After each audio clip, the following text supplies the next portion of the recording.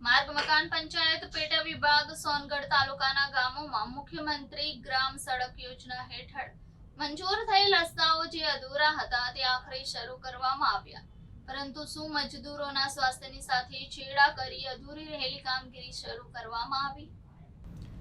Channel વિભાગ દ્વારા મુખ્યમંત્રી ગ્રામ સડક યોજના હેઠળના રસ્તાઓને લઈને માર્ગ મકાન પંચાયત પેટા વિભાગ સોનગઢની સતત અહેવાલ પ્રસિદ્ધ કરવામાં આવ્યા છે, જે અહેવાલને લઈ આખરે અધિકારીઓ અને કોન્ટ્રાક્ટરો સફાળે જાગ્યા.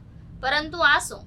સોનગઢ માર્ગ મકાન પંચાયત પેટા વિભાગના અધિકારી ટી.આર. ચૌધરીને ટેલિફોનિક સંપર્ક કરી અન્ય બીજા કયા ગામોમાં અધૂરા કામો છે જે બાબતે પૂછતા તાસ કરવામાં આવી, ત્યારે અધિકારી દ્વારા જણાવવામાં આવ્યું કે તમને માહિતી મળી જશે અને હાલ તમે ચાલુ કામની મુલાકાત લઈ શકો છો.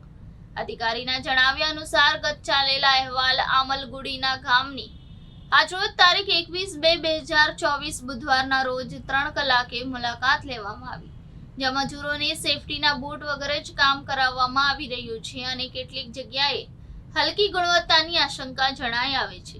સ્થળ પર મુલાકાત કરતા ક્યાંક રસ્તાની ગુણવત્તા અને મજૂરીની સેફટીને લઈને ફરી માર્ગ મકાન પંચાયત પેટા વિભાગના અધિકારી ટી.આર. ચૌધરીને ફોન કરતા અધિકારી દ્વારા જણાવવામાં આવ્યું કે અમે તો કોન્ટ્રાક્ટરને કામ સોંપી દીધું છે, કોન્ટ્રાક્ટર જાણે અને અમે રિપોર્ટ કરશું.